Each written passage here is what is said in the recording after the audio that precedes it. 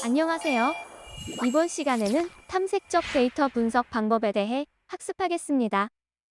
오늘날 데이터를 다양한 시각적 방법과 통계적 방법을 사용하여 주요 특성을 파악하고 분석할 수 있는데요. 관련 영상을 함께 보고 오겠습니다. 이처럼 심각한 지방 소멸의 문제를 체계적으로 파악하기 위해 KBS는 통계청 마이크로 데이터를 바탕으로 인터넷 페이지를 제작했습니다. 이 수도권 쏠림 현상이 어느 정도인지, 내 고향, 우리 마을의 소멸 위험은 얼마나 되는지 파악할 수 있는데요. 모은희 기자가 보도합니다. 가히 수도권 공화국이라 불릴만 합니다. 국토 면적의 12%가 안 되는데 인구 절반이 모여 삽니다. 천대 기업 4곳 중 3곳이 수도권에 자리 잡고 있고 일자리가 몰리면서 씀씀이도 수도권이 월등합니다. 중간 허리를 담당하고 있는 중소도시에서 인구 유출이 이제 나타나기 시작을 한 거예요. 아마도 비수도권 대도시권의 붕괴가 이제 또 눈에 띄게 드러날 것이다. 시간 문제다라는 거죠. 전문가들은 젊은 여성들의 인구수가 65살 이상 고령 인구수의 절반 이하로 줄어들면 저출생으로 해당 지역이 30년 뒤쯤 사라진다고 판단합니다. 서울 25개 구의 경우엔 한 곳도 없지만 강원도는 18곳 중에 15곳이, 경상북도와 전라남도도 20곳 가까운 시군이 소멸 위험에 처해 있습니다. 마을 곳곳에 늘어나는 빈집은 지방 소멸을 직접 보여주는 척도입니다. 색깔이 칠해진 전국지도. 짙은 빨간색을 클릭해보니 전체 가구 중에 53%가 비어있다고 나옵니다. KBS 창원과 시사기획창은 지방 소멸과 관련한 다양한 정보를 담은 인터랙티브 페이지를 개설했습니다. 시대에 따른 인구 이동의 규모와 흐름을 카토그램과 3D 그래픽 등 다양한 형태로 파악할 수 있습니다. KBS 뉴스 모은희입니다. 이번 시간 학습 목표입니다. 데이터를 탐색적으로 분석하여 데이터 속 의미를 파악할 수 있다. 문제 해결을 위한 창의적인 방법을 구상할 수 있다. 시간 핵심 개념입니다. EDA, 탐색적 유인 분석, 데이터 마이닝, 시각적 분석, 데이터 기반 디자인 싱킹. 탐색적 데이터 분석이란 무엇일까요? 탐색적 데이터 분석은 익스플로러터리 데이터 어널리시스로 줄여서 EDA라고 하는데요. 이는 데이터를 다양한 시각적 방법, 통계적 방법으로 주요 특성 파악 및 분석하는 과정입니다. 데이터를 처음 접할 때 데이터셋의 주요 특성을 파악하기 위해 사용하는 데이터 분석 방법으로 데이터를 시각화하고 수치로 요약하여 복잡한 데이터의 분포와 관계를 이해하기 쉽게 표현합니다. 그리고 데이터 중심 경향이나 분산 등을 설명, 데이터 내의 변수들 사이의 상관관계를 확인하고 동적으로 데이터와 상호작용하면서 새로운 관점을 제공합니다. 데이터 특성과 패턴 파악하여 데이터의 품질을 개선, 잠재적인 문제를 발견할 수 있도록 하기 위해 탐색적 데이터 분석을 실시합니다. 다음은 탐색적 데이터 분석의 장점인데요. 데이터의 잠재적인 문제 발견에 도움, 데이터의 다양한 패턴 발견에 도움, 데이터 품질 개선을 위한 기반을 조성, 적절한 분석 도구를 제시한다는 장점이 있습니다. 탐색적 데이터 분석의 단계와 종류에 대해 알아보겠습니다. 탐색적 데이터 분석은 전체적인 데이터를 분석한 후 데이터의 개별 속성값 관찰, 속성 간 관계를 분석하는 3단계로 구성되어 있습니다. 종류로는 데이터 시각화와 요약 통계 등이 있습니다. 데이터 시각화에서는 차트, 그림 등을 이용하여 데이터를 확인하며 한눈에 대략적인 형태 파악에 도움이 됩니다. 오렌지 3의 경우 비주얼라이즈 카테고리의 위젯들을 사용하여 시각화할 수 있습니다.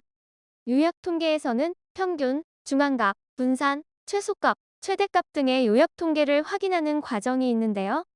이는 오렌지 3의 데이터 카테고리에 있는 피처 스태티스틱스 위젯을 활용하여 확인할 수 있습니다. 탐색적 데이터 분석을 통해 데이터 속성 간의 관계를 분석하여 상관관계나 의미 있는 패턴을 찾을 수 있는데요. 이때 데이터에서 의미 있는 정보를 얻는 과정을 데이터 마이닝이라고 합니다. 시각적 분석 도구 또는 데이터 분석 도구를 활용하여 의미를 파악할 수 있으며 데이터 속에 숨겨진 패턴과 의미 있는 관계들을 발견하여 가치 있는 정보를 추출하는 과정입니다. 이때 데이터가 가진 의미를 이해하는 능력을 데이터 문해력이라고 합니다. 다음은 데이터 마이닝 사례에 대해 알아보겠습니다.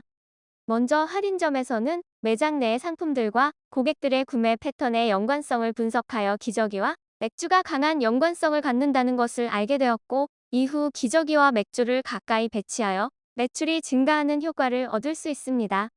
이때는 연관 분석 알고리즘을 활용할 수 있습니다. 신용카드 회사에서는 카드 소지자의 구매 패턴을 분석하여 구매 패턴이 다른 경우 부정 사용으로 판단하여 고객의 자산을 보호하고 회사의 손해액을 감소시킬 수 있습니다. 이때는 의사결정 트리와 신경망, 딥러닝 기법을 사용할 수 있습니다. 의료 분야에서는 과거 환자들의 종용 검사 결과를 근거로 종양을 분류하는 모형을 만든 후 새로운 환자 정보를 입력하여 암을 진단할 수 있습니다. 이때는 신경망, 로지스틱 회귀, 의사결정 트리 등의 분류 모형을 사용할 수 있습니다.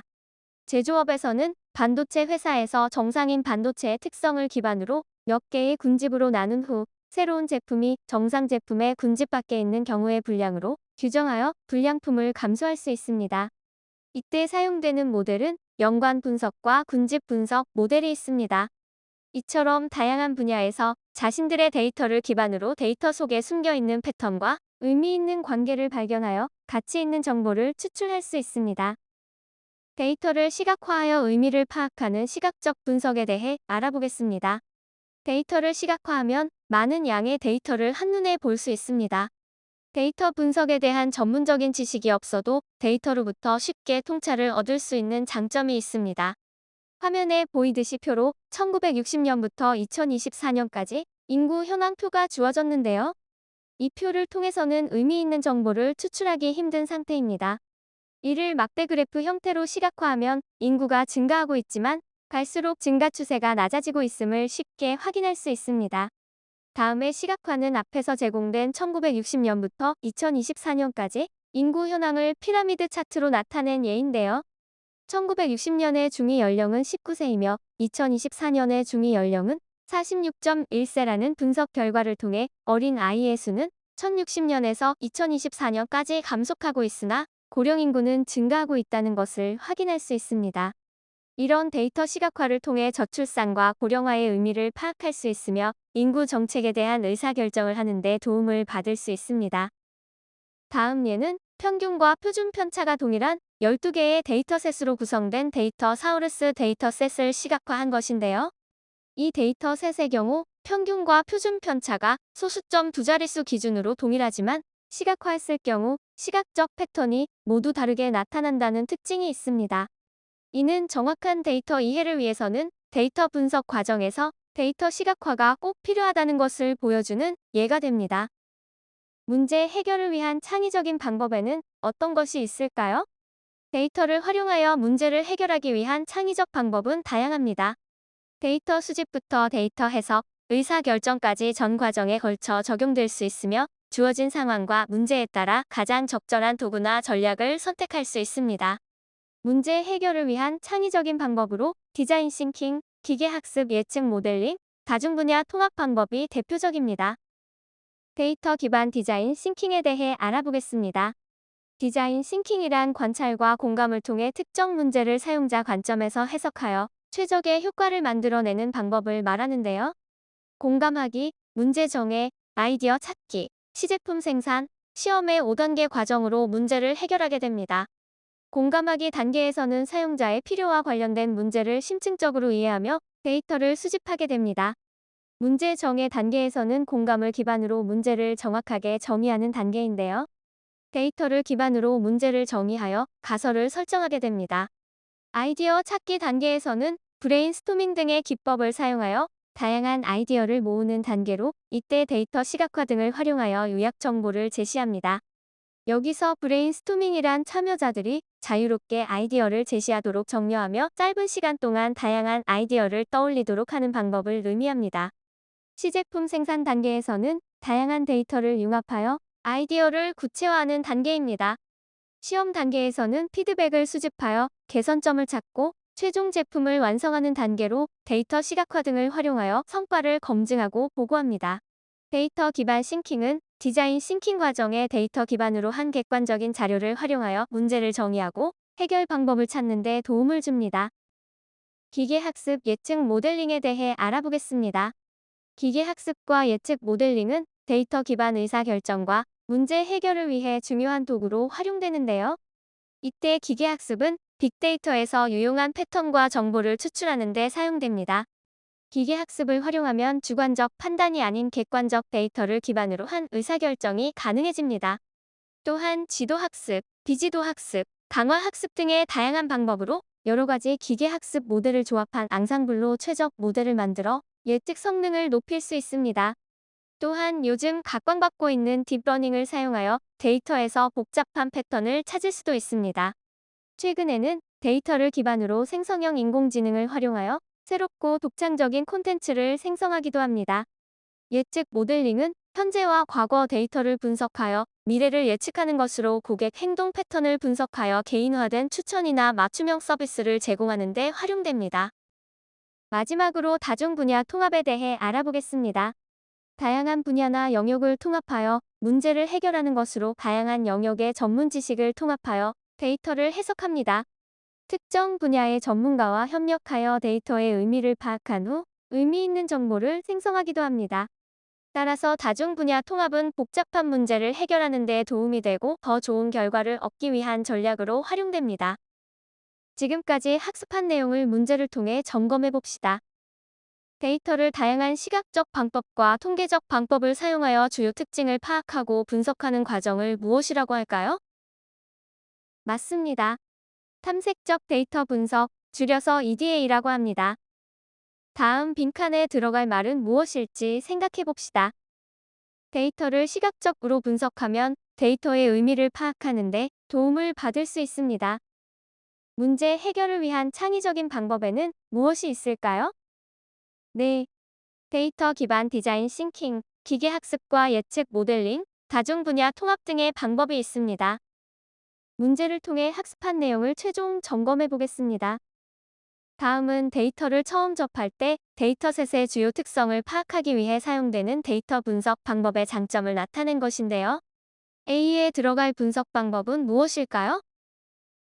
맞습니다. 탐색적 데이터 분석, 줄여서 EDA라고 할 수 있습니다. 지금까지 학습한 내용입니다.